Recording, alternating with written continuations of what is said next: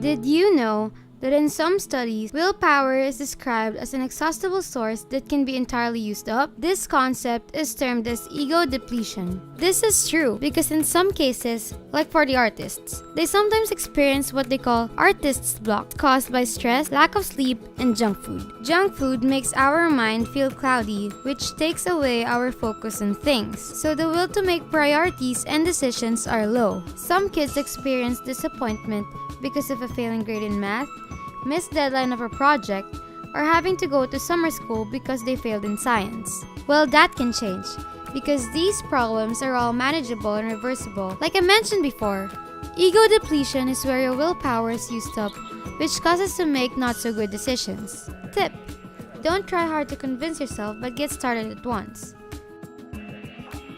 Getting started is like the biggest barrier to productivity. What your brain does is before actually starting on a project, it tends to visualize the hardest parts to come, and instead tries to fake or simulate real work by focusing on small, mindless tasks. But luckily, there's a thing called Zeigarnik effect, where our thoughts compel our brains to finish a task that we have already started, which means that we experience discomfort when we don't finish a task. The problem with students these days is they are easily distracted and has a short attention span. The main thing that distracts students are games, either offline or online, emails, texting, posting, more games than anything found in a gadget. It's okay to have these things, and good news is, it's a behavior we can change. Did you know that some musicians doesn't do more practice, but instead does a deliberate practice, which is less time on practicing and more relaxation? Basically, what they do is focus on the hardest tasks, followed by work and break, not relying on willpower but on discipline and schedule. In students' case, when given a project at hand, they assume that it's always a difficult task, a waste of time, which leads them to never doing it at all, which also leads to a failing grade. And we don't want that. Tip number 1. Break down your tasks into sessions with planned relaxation. Tip number 2. Set yourself a deadline and mark it literally. Tip number 3. Make yourself an accountability chart where you will write down your progress for the day. This will allow you to evaluate yourself. Furthermore, tracking your work will help to avoid small mindless work. Tip number 4.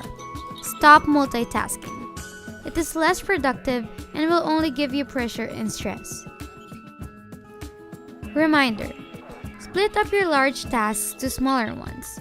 The brain finds it less frightening and will make the starting process easier. If you are just about to start on a homework or project and you feel lazy, escape for a few minutes and invest time in what interests you.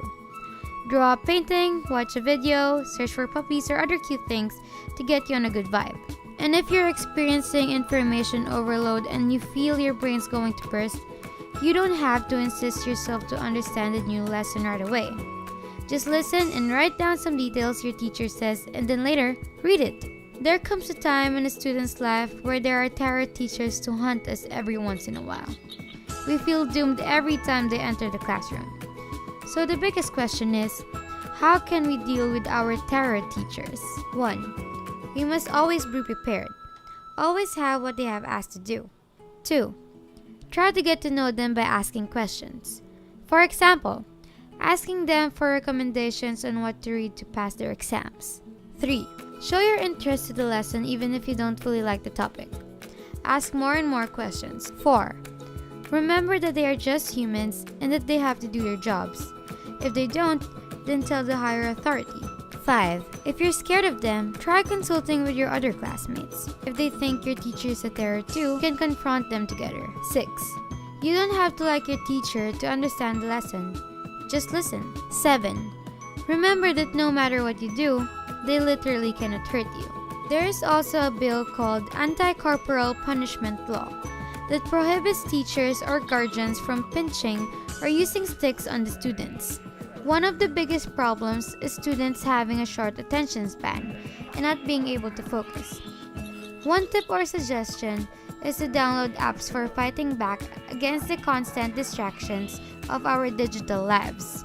One example is the Self-Control app. What this app does is allow you to block websites that distract you most of the time.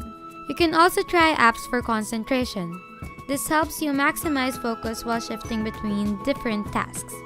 But of course, others may still prefer traditionally writing down their task for the day. It's your choice. Bottom line is, it's still us who decides whether to keep our grades up or let our distractions keep us from our dreams to have a brighter future. Just remember, it's a behavior we can change.